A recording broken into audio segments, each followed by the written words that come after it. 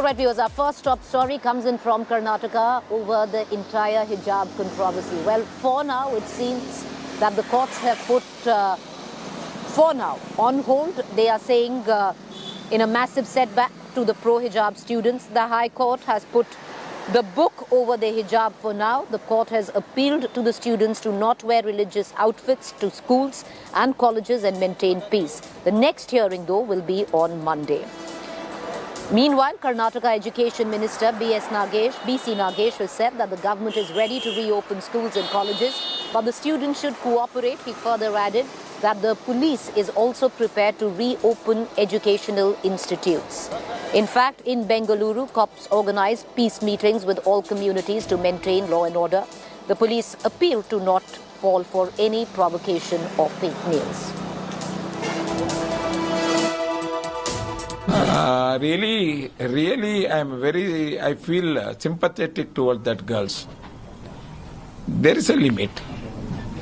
When many high courts have given the judgment, when Kerala High Court has given, when Bombay High Court has given, those students did not go to till Supreme Apex Court. But the students in Udupi, that too in Karnataka, who had followed uniform so far and they have been graded as very good student, why they are thinking like that? After interim verdict of Karnataka High Court, the Campus Front of India's National General Secretary is with us. Ashwan Sadiq would like to know from you, the verdict is as of now against hijab. So what will be Campus Front of India's role, and whether, if the college is open, you will cooperate with the law agencies? No, actually, as the first reaction of the High Court judgment, we clearly say that the judgment is truly disappointing. But we have faith in judiciary, we have faith in High Court. So we truly believe that Monday there will be a favorable judgment or justice will be prevailed for students. And the second question is, will the students attend the colleges or not? Will they attend the classes or not? So that is up to the students, because while the case is running in the court, we are not ready to give some political statements, or we are not make here some influential among students, because Campus Front do not need this issue to take some political gaining, or Campus Front do not needs this issue for a political gain. So our stand is completely neutral in that issue.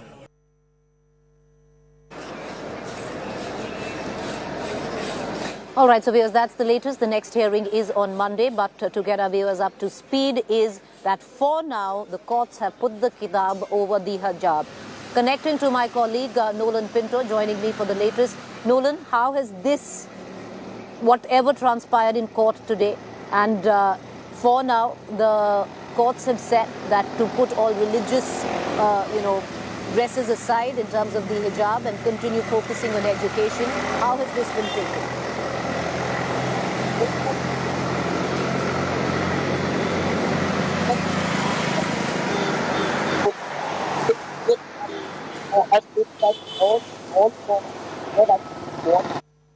Get back to studies. The COVID issue has actually kept them out of college, that is both pre-university and degree colleges, for a very, very long time. So everyone wants to get back. However, the biggest issue is this. The students who want to wear the hijab and enter are now stating that, yes, we are happy that the court has said we can head back over there, that colleges have to be reopened. However, we will wait for Monday when the court reconvenes and takes up this matter. So this is their point of view. The point of view from those who are wearing the saffron shawls and we're protesting is that we are happy, we will follow the rules, and we will enter our colleges.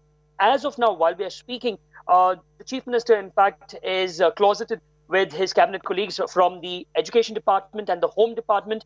Now, since the Chief Justice has stated that colleges, basically pre-university, 11, 12, that is, and degree colleges have to be reopened, they are looking at, this is what our sources tell us, or reopening them in a phased manner. They will see those, they will figure out those areas which are sensitive. They might not reopen immediately those colleges in those areas, but in other districts which are all right, which had very minimal protests, they will start to reopen them. So as of now, the meeting is going on, but colleges will reopen in a phased manner in Karnataka. All right, so colleges will now reopen on Monday, but there is a fallback of that as well, Nolan, what are you picking up from the students? Because it's not just what's happening in Udupi, but also in other parts of Karnataka. There is a debate which is ensuing around it. Protest that took place, there's this clear divide now amongst the students, and many of them are still wondering, now when we head back to college, both pre-university and degree, how are we to face each other? They have been on either sides protesting, shouting slogans, saying things. So that is one of the biggest issues that colleges in Karnataka, pre-university and degree colleges, will have to focus. And that is where the role of the principal, the staff, the teachers will actually have to come into play, telling the students that let's keep politics aside. It's your future which is important. In fact, Preeti, the timetable has also come out. Exams for university, 11th and 12th, begin on the 16th of April. Mathematics is their first paper. So students will understand that keeping politics aside, keeping protests aside, their exams are due in the next 2 months. They have to concentrate on their studies. They have no option now. Well, let's just hope that the students do that, put their religious differences aside. For now, the courts have intervened, stepped in, asking the students to not wear religious attire, be it the hijab or the saffron scarves, to school and colleges. With that, I'm going to shift focus right now to what's taking place in Uttar Pradesh. The first phase of polling viewers concluded just about an hour ago. Let's listen in to Priyanka Gandhi, one of the key protagonists this time around. She's the face of the campaign where the Congress comes into question, speaking to my colleague Supriya. Congress की महासचिव और party की वरिष्ठ नेता प्रियंका गांधी जी हमारे साथ है। Ma'am, thank you for talking to us. आज जो है कहा जाए तो उत्तर प्रदेश में शंखनाद हो गया है वोटिंग के साथ जी। सबसे पहले जो है आप किस तरह देखती हैं इस पूरे चुनाव को? भी सबने अलग अलग चीजों के ऊपर अपील किया है, आप जनता से क्या कहना चाहती हैं? मैं जनता से कहना चाहती हूँ कि ये चुनाव आपके लिए है। मतलब आपकी जो समस्याएं हैं, जिस तरह से गरीबी पूरे प्रदेश में दिख रही है, महंगाई से आप इतने संकट में हैं क्योंकि बढ़ती हुई महंगाई से का आप सामना नहीं कर पा रहे हैं, रोजगार नहीं है, इन मुद्दों पर अपना वोट दीजिए, सोच समझ के दीजिए वोट, व्यर्थ मत कीजिए।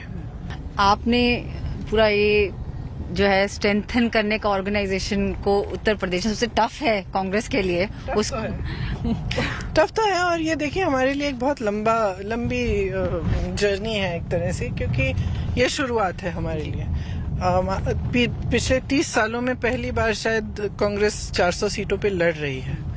ये एक पहल है और यहाँ से अब हम अपने आप को आस्ते आस्ते मजबूत करते रहेंगे। सब कहते हैं प्रियंका गांधी बहुत मेहनत कर रही हैं लेकिन चुनाव नहीं जीत पाएंगे। जब ये क्रिटिसिज्म आते हैं इसको कैसे देखते हैं आप? देखिए, क्रिटिसिज्म नहीं है, मेरा काम है काम करना, मेहनत करना। मेरा काम है संगठन को मजबूत करना। क्यों?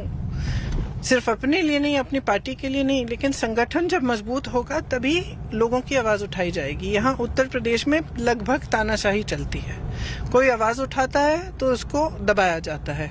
एक ही कांग्रेस पिछले 2 सालों से लगातार जनता की आवाज उठा रही है और उनको दबा नहीं पाए हैं। तो अगर जितना मजबूत हमारा संगठन बनेगा उतनी मजबूती से जनता की आवाज उभरेगी, और जनता बहुत त्रस्त है, बहुत परेशान है। तो ये हमारा काम है, हम करते रहेंगे। आप यहाँ पर स्ट्रेंथन कर रहे हैं, थ्रू आउट इंडिया भी जो कांग्रेस के अदर जो ऑर्गेनाइजेशन सेटअप्स हैं, प्रदेश कमेटीज हैं, वहाँ पर भी कर रहे हैं, लेकिन प्रधानमंत्री बोल रहे हैं कि कांग्रेस को ऐसा लग रहा है अगले 100 साल तक सत्ता में नहीं आना चाहती वो कह रहे हैं कि कांग्रेस को लगता ही नहीं कि 100 साल में आए। तो भाजपा पे कॉन्सेंट्रेट करें, उनको कांग्रेस की इतनी क्यों चिंता है?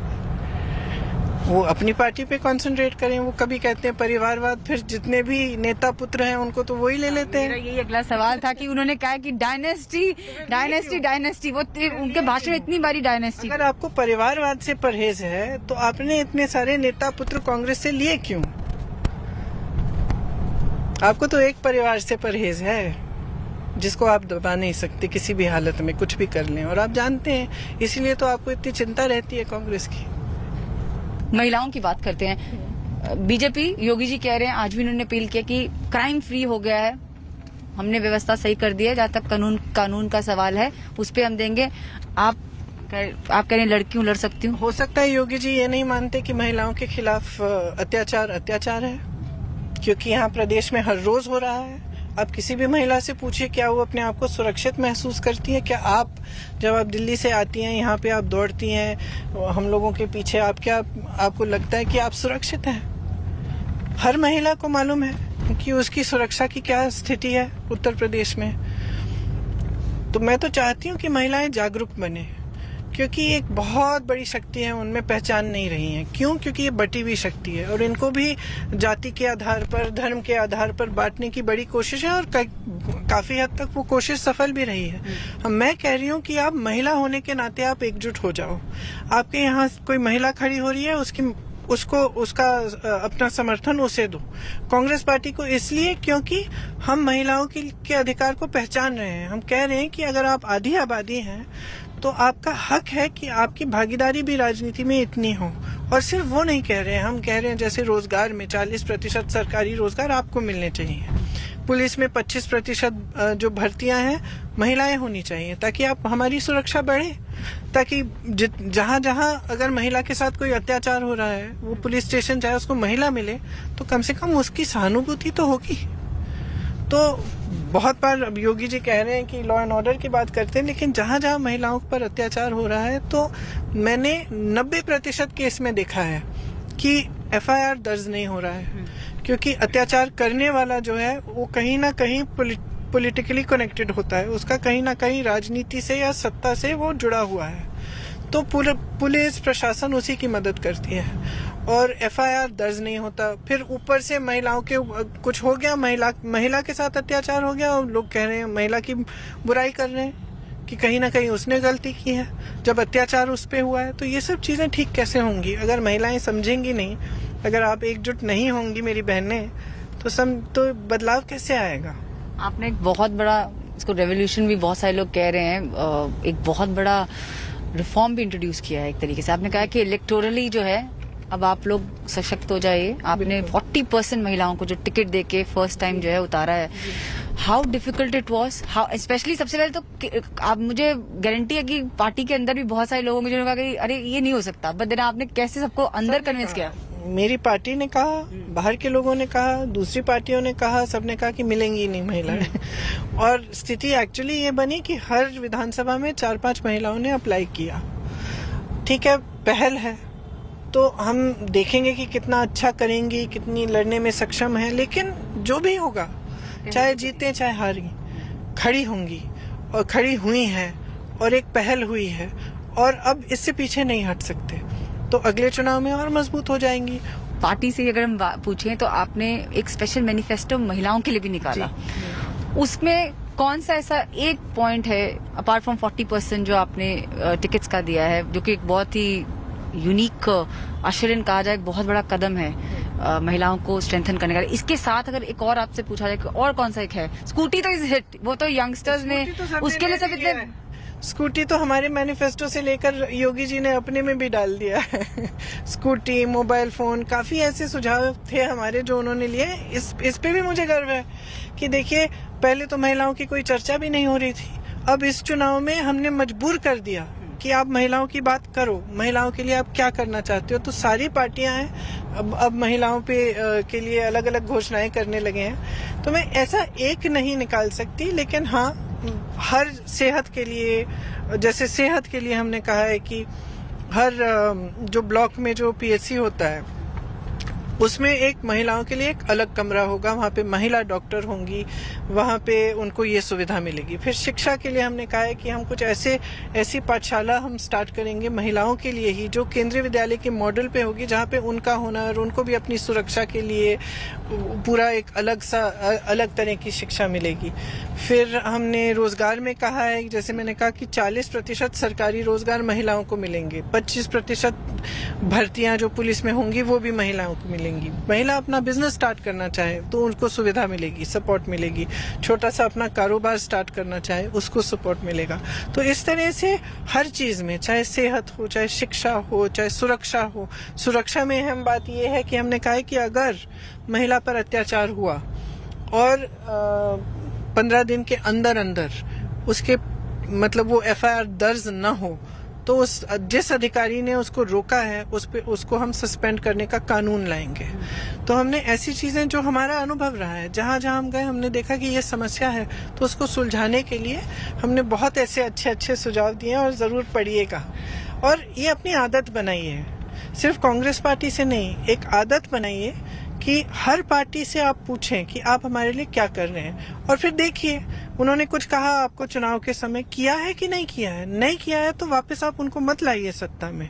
तो मैं आपसे आग्रह करूंगी कि जो हम कह रहे हैं उसको पढ़िए, समझिए, सोचिए उसके बारे में, और तभी अपना वोट डालिए। मेरे लास्ट 2 क्वेश्चंस हैं और क्विक क्वेश्चन है। पहला तो क्वेश्चन है, प्रधानमंत्री ने ये भी कहा कि जब हम हारते हैं तो समझते हैं कि सामने वालों ने कैसे गुमराह किया। अब ये जो इलेक्शन का रिजल्ट आएगा उसको आप कैसे देखती हैं?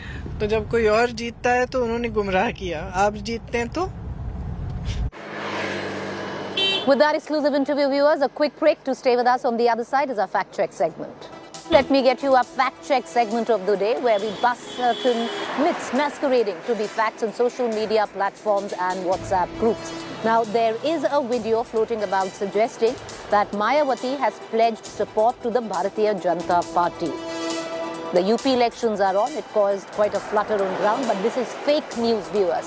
Fake news, why? Because this video is from October 2020. The statement was made for the UP MLC polls.